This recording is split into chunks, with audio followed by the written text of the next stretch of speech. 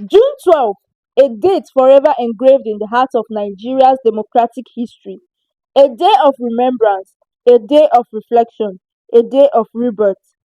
This is the story of Nigeria's long, painful, yet inspiring journey to democracy, and where we stand today under the administration of President Bola Ahmed Tinubu. Our story begins in 1960. The colonial chains were broken. Nigeria became independent. There was hope. There was pride. But the dream was short lived. Military coups scattered that dream in 1966. For decades, khaki ruled over ballot. Democracy was only a word whispered in shadows. From one military regime to another, Nigeria stumbled. Civil war, political repression, silenced voices. But amidst the darkness, one day began to shine brighter than others. For the first time in years, Nigerians across tribes, tongues, and religions came together to vote. The man they chose, Chief Moshood Kashimawo Olawale Abiola, a symbol of unity, progress, and true democratic choice. But the military government led by General Ibrahim Babangida annulled the election. Chaos followed. Abiola was jailed. Protests erupted. Lives were lost, but hope was not. On July 7, 1998, Abiola died in detention, a martyr for democracy. Finally, in 1999, the military bowed to the will of the people. Olusegun Obasanjo, a former general, became a democratically elected president. For the first time in 16 years, Nigeria exhaled. The Fourth Republic was born. Since then, Nigeria has witnessed peaceful transition. Obasanjo to Yaradua, Yaradua to Jonathan, Jonathan to Buhari, Buhari to Tinubu. Each election a milestone, each leader a chapter. In 2023, after a fiercely contested election, Bola Ahmed Tinubu was declared winner under the All Progressives Congress (APC). Known as the Jagaban of Bogu, Tinubu was no stranger to politics. As a former governor of Lagos State, he was credited with transforming the state into a financial hub. But the nation wondered, could he replicate that success on a national scale? From day one, Tinubu's presidency signaled bold action. His inaugural words were clear: fuel subsidy is gone. It was a historic, controversial move. The removal of fuel subsidy shocked the economy. Prices soared, but Tinubu argued it was necessary. For decades, the fuel subsidy drained millions, money that could have been invested in health, infrastructure, and education. His administration introduced policies aimed at unifying the exchange rate, attracting foreign investors, boosting agricultural output, digitalizing the public sector, and empowering SMEs.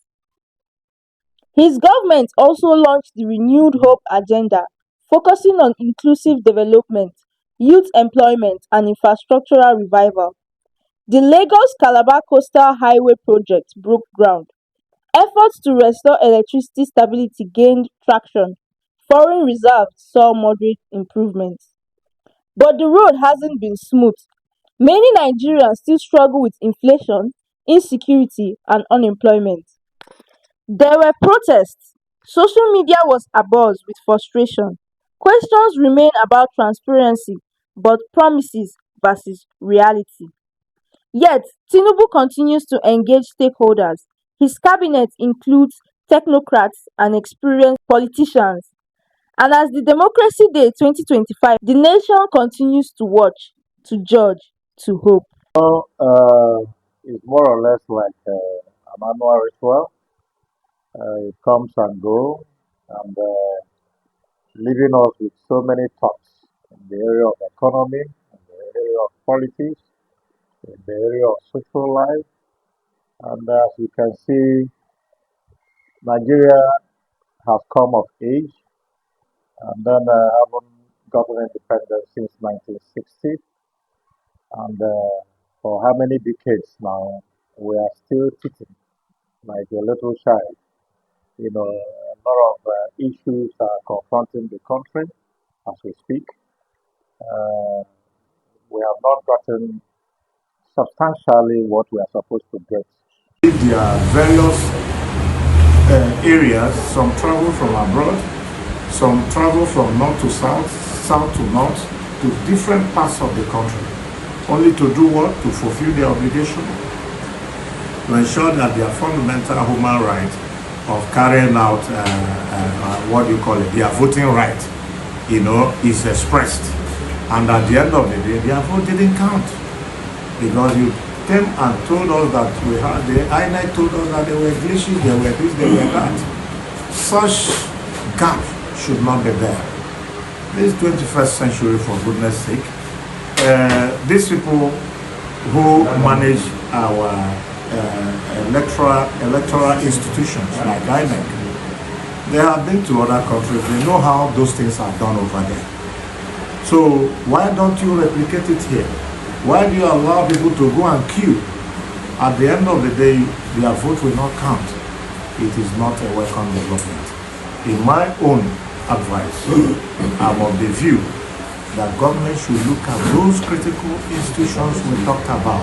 How do we recruit our leaders? That recruitment process, which is what? Election. It is very important. That is where everything starts. Because if you recruit the wrong people, they will take the wrong decisions, and the country will be stagnated, will not move forward. Election partially went well, but the person who we thought will come as the winner is not the person who come as the winner. We all know, all of us, everybody, we are hustling to go vote for P2B on that day. But P2B no come as the winner. There's no really evidence. There was, what will I say, sir? There was rumor that the election was rigged, but there was no really evidences that the election was rigged. So everybody, that's why it can't be proved. First, it can't be proved.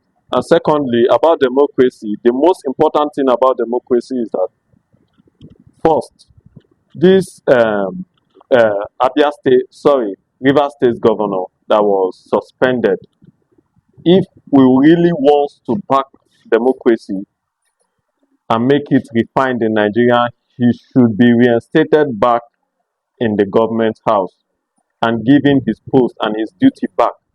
That is democracy because this administrator that was there was not able. It was not chosen by the people. He was there by force. Like, if Nigeria really is a democratic country, the man Fuga should be reinstated back. That's Democracy is not perfect. It is not a destination but a journey. From 1960 to 1993, from 1999 to 2025, Nigeria has come far. And though the road is bumpy, the spirit of the Nigerian people remains unbroken. So today we remember the sacrifices. We honor heroes like Abiola, Gani Fayemi, Kudirat Abiola, and countless others. We celebrate our resilience, our unity, our democracy. This is Nigeria's story. This is our Democracy Day. May the flame of freedom never dim. May our voices never be silent. And may our democracy grow stronger every single day. Happy Democracy Day in Nigeria. Chisom Uwogugu for Eagles 102.3 FM, Abuja.